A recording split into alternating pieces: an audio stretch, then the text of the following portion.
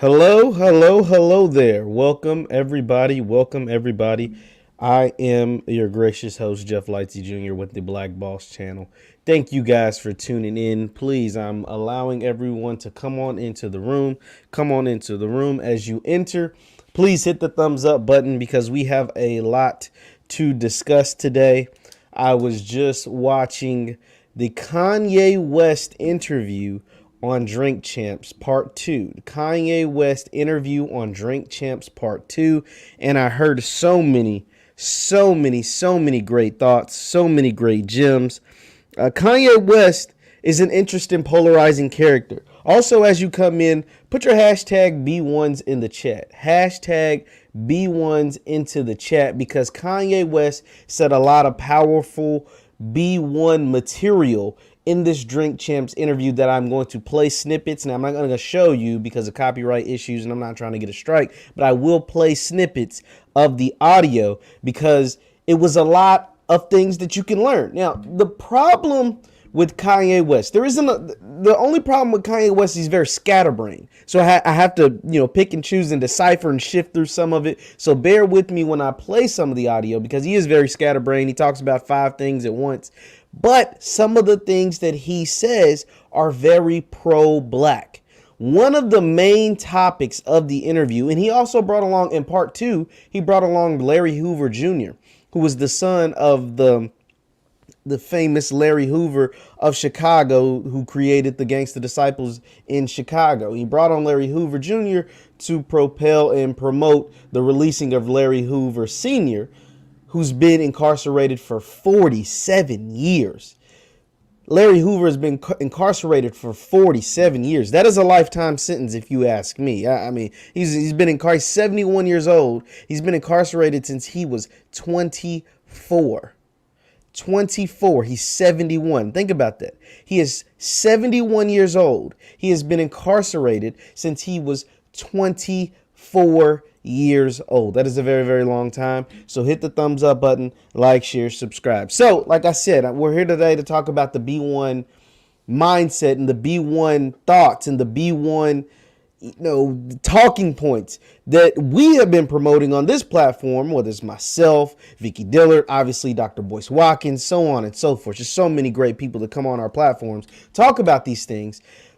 But to see it on a program like Drink Champs, who has millions and millions of viewers, to see it come from a person like Kanye West, who was a billionaire, to see it on somewhat of a mainstream platform was very refreshing, was very enlightening, it made me happy. Right? It definitely made me happy to see that because this is what we're fighting for. We're fighting for the revolution, for the waking up. You always hear people talk about woke, but we're fighting for the waking up of our people. And the more people that these messages reach, the better that it becomes. Because here's the thing. I don't think, not me, not Dr. Watkins, not Vicky Dillard, not anyone that I can only kind of, not all the way, but kind of speak for people that come on this platform.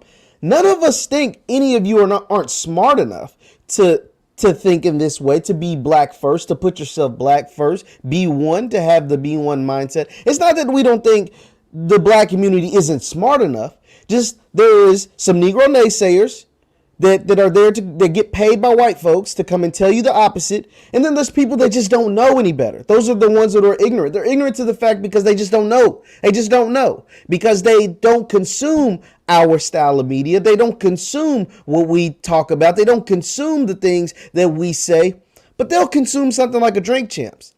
And to have Kanye West to go on Drink Champs, his last interview, part 1 of his interview, hit 7 million viewers. Now, I don't know about you all, but I've never had a video, one video individually, hit 7 million eyeballs. I never have. The last Kanye West interview hit 7 million viewers. This one may not hit 7, but it's going to hit millions. And for him to go on there with millions of people and say, we need to build our own. We need to grow our own food. We need black-owned things. And to go on there and say, we need to practice the teachings of Dr. Claud Anderson to all of his fans and to all the people that consume the the podcast that is Drink Champs. That is big. That is a step in the right direction. That lets me know what we are doing, you included, what we are doing, that message is spreading. What we are doing, you included, that message is spreading. What we are doing, you included, that message is spreading. Please let me know in the chat. Please let me know in the chat that you understand what I am saying. And make sure to put your B1s and hit the thumbs up button, because we're going to dive into some of the things that he said and why it's so important. That lets me know we are headed in the right direction. I have so much hope. I woke up with a smile on my face because this aired last night, like really, really late at night.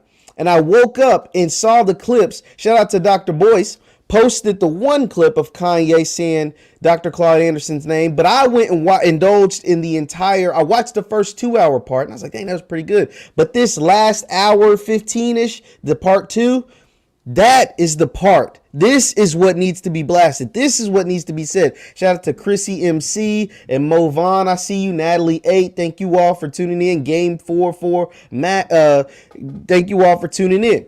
So what did Kanye West go on there and say?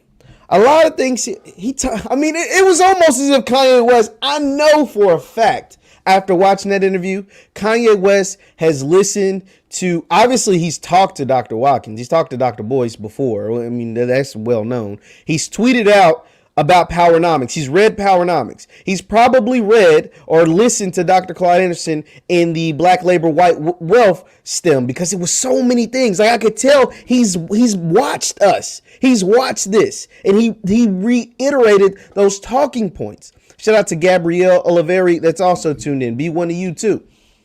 And so, like I said, hearing that on a platform like Drink Champs lets me know we're going to get more and more of an audience, because now some people are going to be wondering, who is this Dr. Claud Anderson?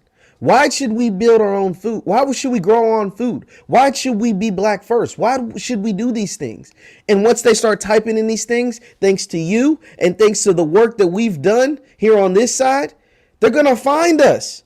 And they're going to be tuned in, and the audience, I think, is only going to grow because black people were too smart. We're tired of being played for a joke by all of these politicians, all of these butter biscuit eating Negro naysayers. We are tired of it, and we are finally not being woke. We're finally waking up. Something that Malcolm predicted 67 years ago is finally taking place. The revolution won't be televised, but guess what? It'll be streamed. The revolution is being streamed, and you are part of the changing of the guard. The changing of the guard is real, and it makes me so happy. And I'm going to show you or play for you. I can't show you, but I'm going to play for you some of the clips that made me smile. Some of the clips that made me happy with Kanye West. Now, let me talk about Kanye for a second.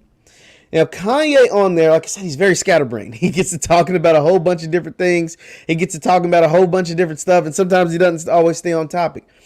What he went on there, now we know Kanye, and we don't care about, supporting individual politicians. We want policies. Forget the politicians. What are the policies? What are the tangibles? What are taking place? What are you going to do for the black community? That's what we care about. We don't care about what political party you're a part of. I don't care if you're a part of whatever. What are your policies? What are your tangibles? What is your black agenda? What are you going to do for our people?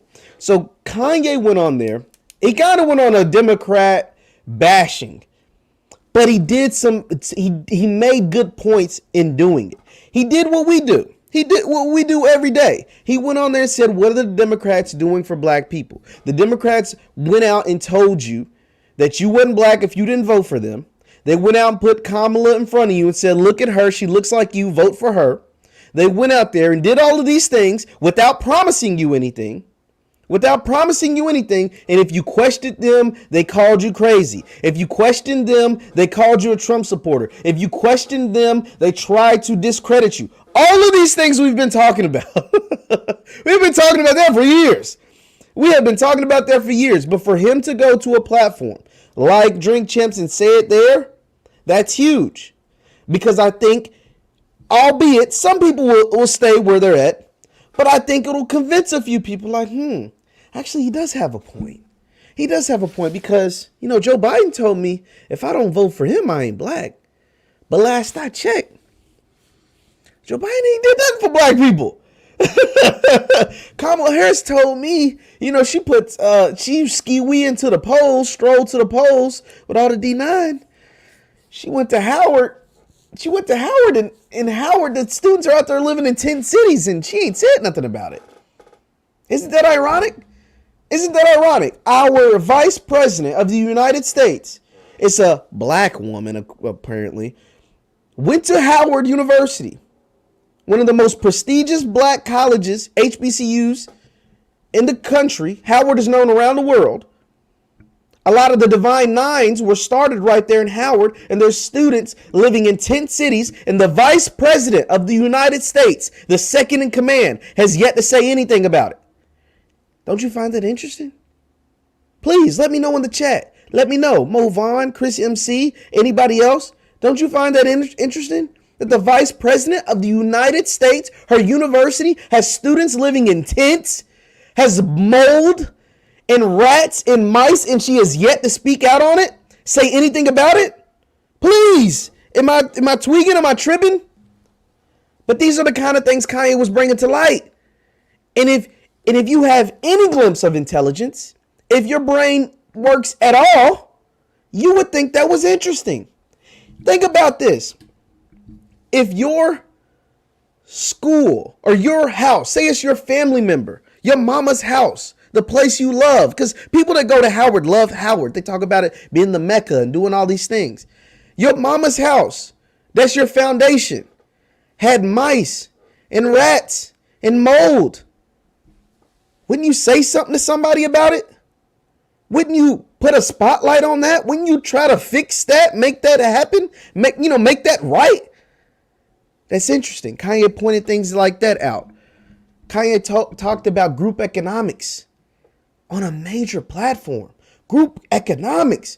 Kanye supported Dave Chappelle and Ice Cube, two black men that are independent and are willing to give it all up, risk it all. But two black men that can't be canceled because they have ownership. It's hard to cancel a black man who isn't greedy and who has ownership. Now, Kanye is he's very arrogant. He is very much so arrogant. But I think to reach the level of success that he has reached, that's going to come with a slight bit of, narcissism, a slight bit of arrogance. You got to think about it. Kanye West, mother was a college professor, and he dropped out of college to be a rapper. Then you got to be kind of crazy. You're getting a free education. Think about this. Your mother is a college professor. You're getting a free education, and you drop out of college to be a rapper. And nobody's ever heard you rap. You gotta be kinda crazy to pull something like that off. Right? You gotta be just a little bit. Move from Chicago to New Jersey with a couple $100, barely enough to pay rent or to get some, you heard the stories. If you listen to Kanye, barely get any to rent some furniture from IKEA, sleeping on the floor, making 5 beats a day for 3 summers, right? I deserve to do these numbers. But this is what he exposed and talked about. Now, he took a lot of shots at the Democrats and he bigged up Trump a lot. And I'm not here to do nothing like that. But a lot of the things that he is saying is very much so true. Let me play the first clip from the Drink Champs. This is about Dave Chappelle. Let me know if you can hear the audio. Let me know if you can hear the audio. But this is the part about Dave Chappelle, Kanye's support of Dave Chappelle, and essentially why you can't cancel someone like Dave Chappelle. So here's Kanye talking about the Dave Chappelle controversy. What cancel what? What cancel? What we canceling out here? It was the Stranger Things commercial where Dave Chappelle was in it. I don't know if you saw it, but the girl was like blowing people through the wall and shit or something like that. Maybe that's the wrong terminology. This girl, using her mind to telekinetically push people through air. And Dave Chappelle jumps out. He says, do me. Man, enough of this shit already, boy. Y'all just wait till someone ain't affecting the stock and y'all just take them out one by one to impose fear on anybody with freedom of thought. Well, I smack the shit out you when I see. Don't tell me what the fuck to do ever in your life, boy. None of y'all Hollywood plant-ass niggas tell none of us what we do. This our culture now. It's up. You can't cancel none of us. It's up, boy. And all of y'all scared niggas that's running around doing what these Hollywood niggas telling you to do, fuck y'all, man. It's up. Y'all either is about our culture that we grew up about, or you about yourself. Selfish, scared-ass house niggas. So they canceling what? Oh, no. That's it. That's it. They're scared to be canceled because they're... And what he's saying is, y'all scared to have white people not like you. You're scared to take away your butter biscuits from the white folks.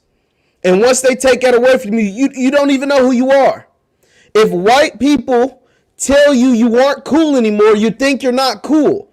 But in reality, you're the coolest thing in the world because you're the culture. The culture is what's cool, not the ignorant culture, not the, shoot them up, kill them up, steal, all that stupid stuff that they tell you is your culture. That ain't your damn culture. Your culture ain't shooting up, killing up, stealing up, having a bunch of baby mamas. That's not your culture. That's what they promote to make you think that's your culture. That's not your damn culture. Please do not ever, no one ever tell me that is a part of black culture. Shoot them up, kill them up, steal from them, rob them, do all that stuff. That's not it. You are the culture. That is the ignorant part of what take place in any culture that they promote to make you think that's what you are. But you can't cancel someone who really is the culture. Dave Chappelle is the culture. Dave Chappelle is who we all love. Dave Chappelle tells jokes that are hilarious because they're true. The joke he made about the baby. He said, how in the hell can the baby shoot a man, kill a man in Walmart, and nothing ever happened to his career? His career honestly hadn't really even taken off yet. But knowing that he shot and killed a black man, he was still able to become the baby, the famous rapper, the most listened to rap artist on Spotify. But as soon as he hurt someone from the LGBTQ community's feelings, it's cancel the baby, cancel Christmas, let him go, you drop from all the shows. Think about that. Please, think about it. The baby's career hadn't even taken off yet. He shot and killed. And granted, it was self-defense. It was self-defense. Don't get it twisted. He did that in self-defense. But it still happened. And nothing, most of you never even heard of it. Most of you never even knew it took place. Y'all knew who the baby was. You didn't even know that actually happened. But as soon as he hurt a gay person's feelings, as Dave Chappelle put it, it was cancel the baby. That is what I think Kanye is alluding to. Kanye's like, you can't cancel the culture. Dave is the culture. But y'all scared niggas are scared to get your butter biscuits and the white people to tell you you're no longer cool anymore.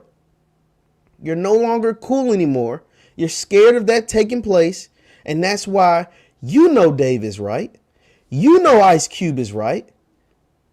But you won't support him because you're scared that white people are going to tell you you're no longer cool. That is a problem. That is a major problem. Let me play another clip from Ye. I think I have this written down. This is 102. Let's see. Let's go from here.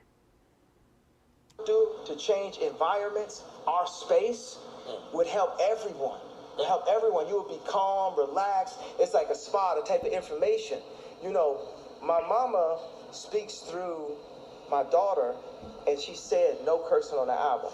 The album came out 2 days later, the clean edit, I like the Mike Dean edit of the clean edit. We have this engineer, Urko, did an amazing job, but Mike Dean does this echo. So we're doing the clean again. The album came out 2 days late because I took the cursing off, right? Because as families, they just don't need all that cursing in their living room like that. We're not only proving that we can do songs for God and put Jesus' name on high, we also showing we can do albums without cursing that's actually competing.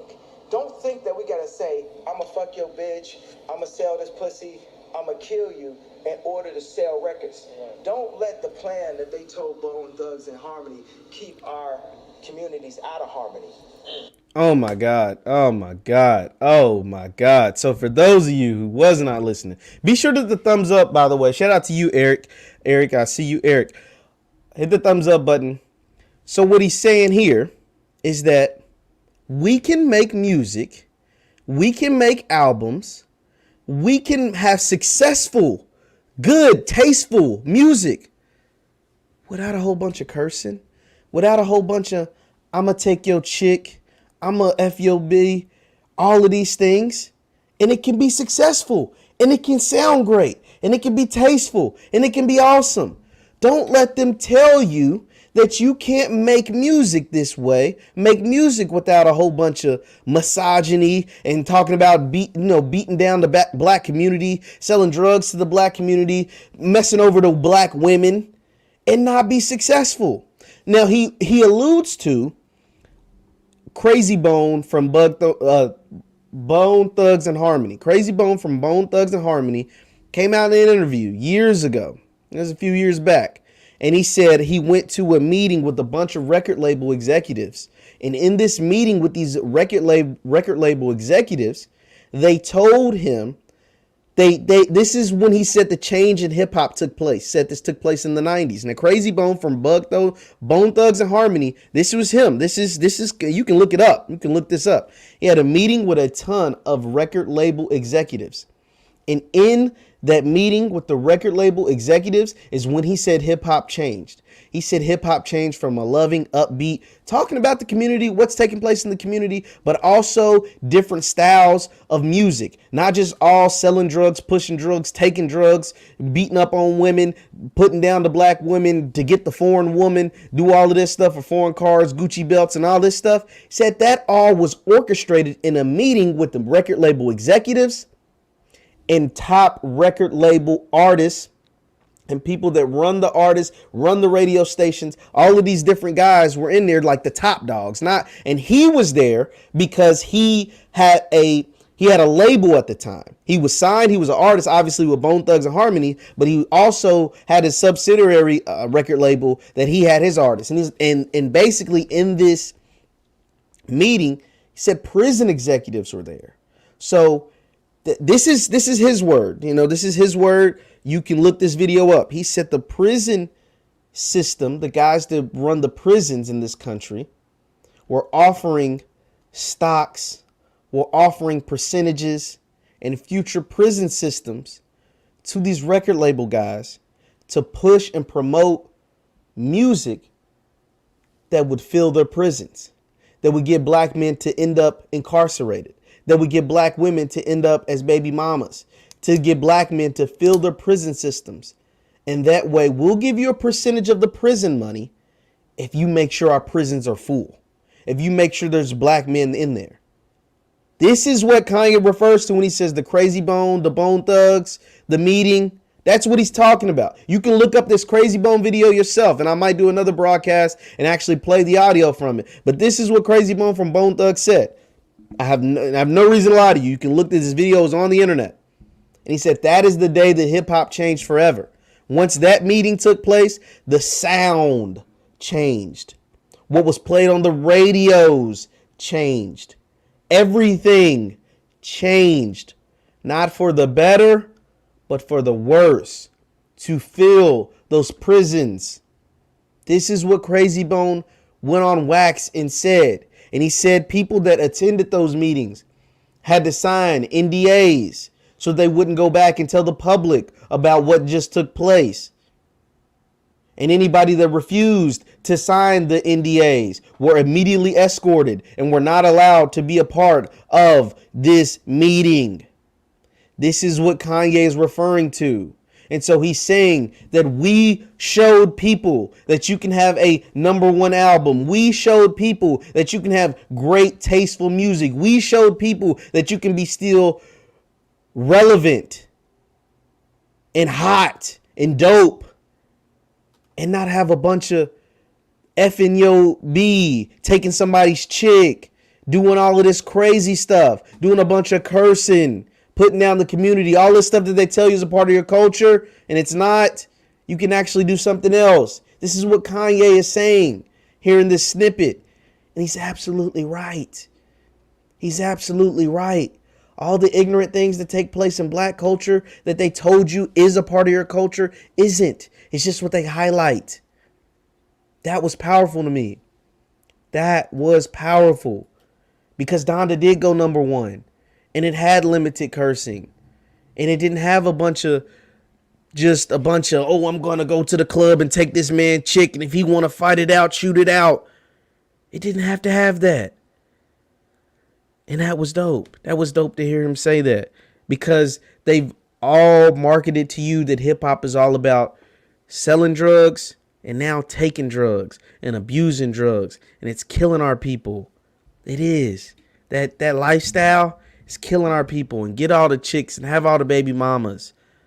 You're seeing these rappers from the 90s dying in their 40s. They're dying before their 50th birthday.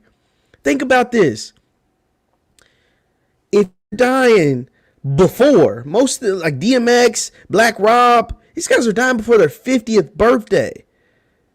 If the life expectancy, I'm going to just give it a nice round number, 75, and you're dying at 45, that means you missed out on 30 years. You missed out on 30 years. You're dying at age 45 because of the lifestyle that you lived, because of the way that it was promoted, and because they told you this is what you had to be, and this is how you had to live to be a hip hop artist. You're dying at 45? Let's take it to more recent guys. Juice WRLD, drug overdose. King Von, violence. You're dying. These guys died in their 20s because of violence, or because of drug overdoses, because of what's promoted in the music, what people are telling them is cool. Come on. Come on. Hello? Man. And for Kanye to go and speak out on this on a platform that's going to reach 2 and 3 and 4 and 5, maybe even 6, 7, 10 million people, that's major. That is major. Hit the thumbs up button. Hit the thumbs up button. I want to share with you this last clip. And then I don't have the clip of this one, but he said this and I'm going to talk about it. But I want to share with you this last clip. Let me take you this last clip that he speaks about that was really, really, really, really good. Let me see. See right here. Let's start it right here. I'm wait for my computer to load. Here we go. How does that feel? Like, and you produced it. It feels like it's another example that I can show y'all. Okay, let me give you some context. So N.O.R.E, be sure to hit the thumbs up button too, guys. We're in here pretty heavy. Be sure to hit the thumbs up button. Thumbs up, like, share, subscribe. So N.O.R.E, who's the host of Drink Champs, asked Kanye, he was like, yo, man, you had a record that you're one of only 2 artists in the world ever to produce, that has a record that you produced and performed that sold over 10 million. So how does that feel? How does it feel that you actually have a record that you produced and performed that sold over 10 million, that did 10 million? How does that feel? And this is Kanye's response. And especially nowadays with 10 million, how does that feel? Like, and you produced it. It feels like it's another example that I can show y'all that we could build communities. That I can show y'all, like, look, I was able to do this. This man Moses saved Caesar's life in war. You know, now he's saying, like, look, I am y'all, and let's go and let's get free. And it's by just building, simple as that, simple communities. We don't need all of the things that feed our egos. Like ego, anger, misery, they love to hang out. They blood. Especially ego and anger. They always be together.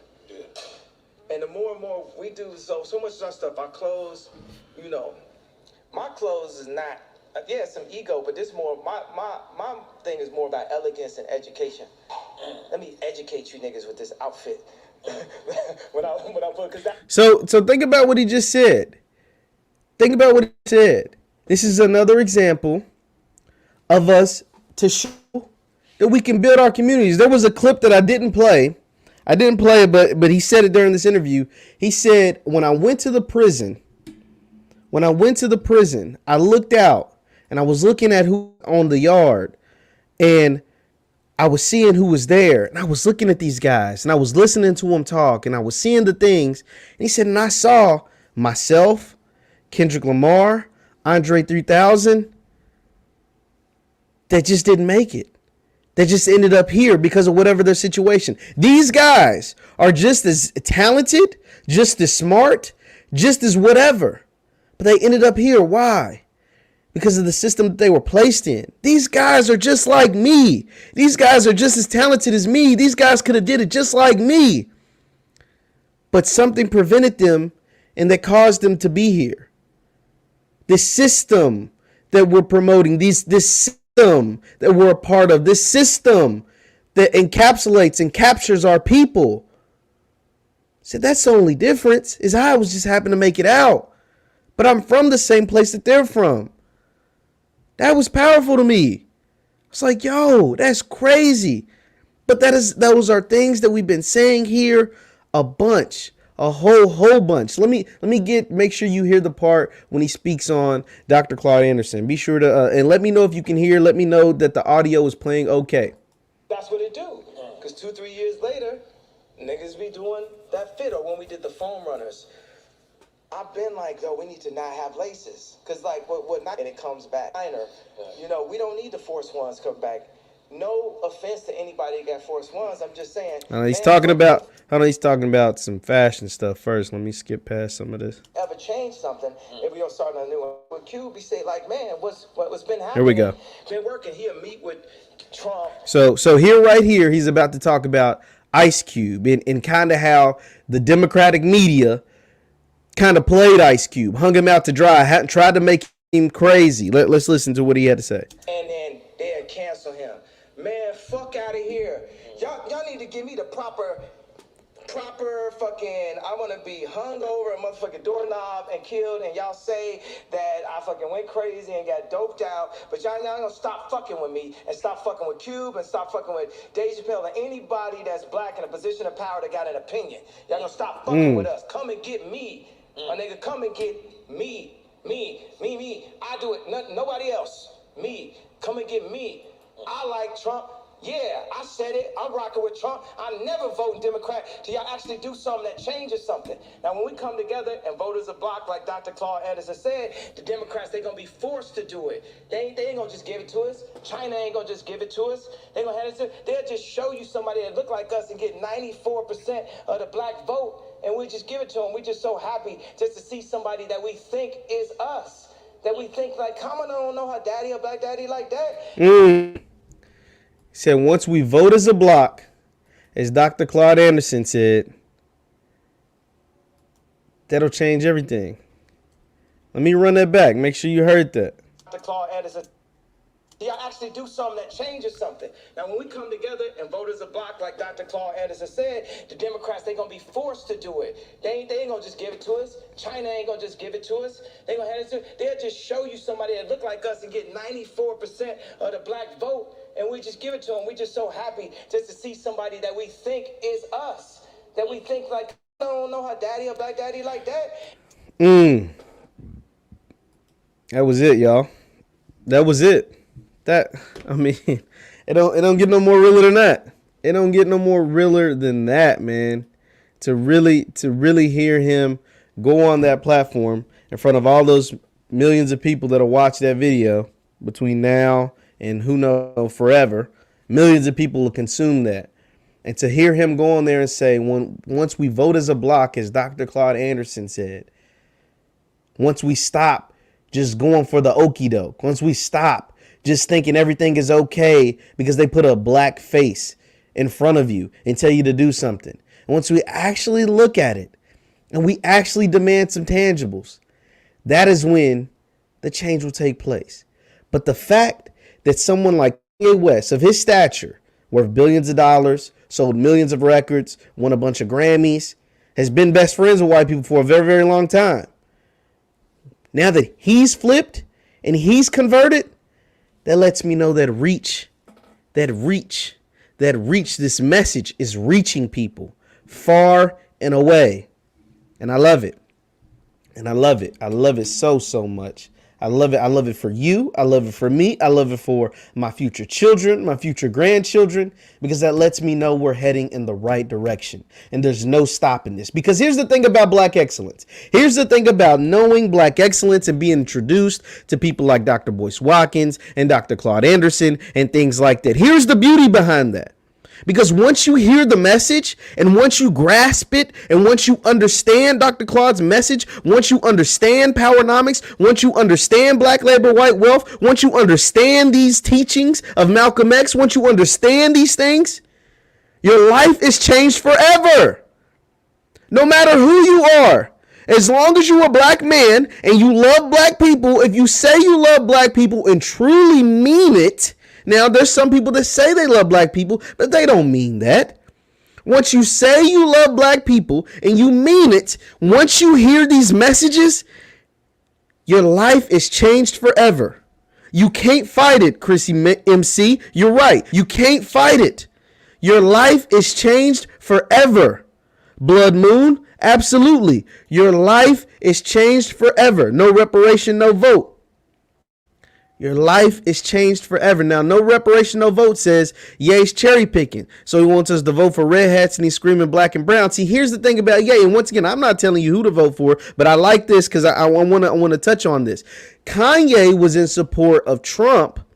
And this is just his words. And I'm not saying it's right or wrong. He was in support of Trump because he felt like Trump was doing more for Black people. And I've heard other Black people say this. I've heard Angela Stanton King say this exact thing. I've heard Mosh Toure say this exact same. People that have been on our platform, people that I've talked to in person have said this exact same thing. Now, I'm not one to tell you one way or another, but things like the First Step Act are things that Kanye brought up that he felt like Trump was a tangible that Trump did. A lot of Black people were released from prison due to the First Step Act. The money that was given from the Trump administration to HBCUs. These are the things that Kanye pointed out. And so that is why he's more of a, that's why he is a supporter of Trump. Now, I don't support none of these guys because I need more for Black people. But when you force people to do what you say and tell them you ain't getting no vote just because you go out there and strolling, just because you went to an HBCU, just because you're a so-called Black person, that makes them reevaluate everything. Absolutely, Mike Harden said, Dr. Claud Anderson changed my life. He changed mine as well. Because once you hear that message, once you read those words, once you grasp that concept, your life is changed forever. You can't go back. Because then you realize, the reason why you can't go back is because you start adding things up. 2 + 2 + 2 = 6. And you're like, oh, I see how they got to 6. Dr. Claud, some people tell you we got to 6 because, magic, right? No, Dr. Claud Anderson and his messages and his books that he wrote 30 years ago. You got to think about this. Powernomics was written in the 90s. Black Labor, White Wealth, I want to say, was written in 1993 or 94. So we're talking about almost 30 years ago. Before I was born, these books were written. And he breaks it down. He tells you, he's like, no, America didn't just get like this by chance. This was a system of racism. This was a system of prejudice. And they convinced you and your leaders, and not only convinced them, but paid some of them off to make you think that this stuff was okay. And it wasn't. And it isn't. And the same system is taking place now, paying some of your so-called leaders to make you think this stuff is okay. And it's not. And that mindset has infiltrated Kanye West. And now he's screaming it and preaching it from the masses. And I think this is that reach, that work that's been put in for years from people like yourself, from people like Dr. Claude, Dr. Boyce. It's finally working. It's finally getting there. We're going in the right direction, because I promise it's like a drug. Once you realize how to actually really help your people, and if you got to really want to help your people. You got to really want to change their mindset. You got to really want to do these things. It's like a freaking drug. It's in fluid in your veins, and you never come back from it. Your mindset is forever altered in the right direction, and how to be B1. Once this B1 mindset, once you become truly B1, you never change. There's no dollar that can buy you. There was no white man that can convince you. There was no so-called black man that can convince you. Once you truly have that changing of the guard. And that's taking place with Kanye. And he was preaching some of that message on Drink Champs. And that made me really, really happy.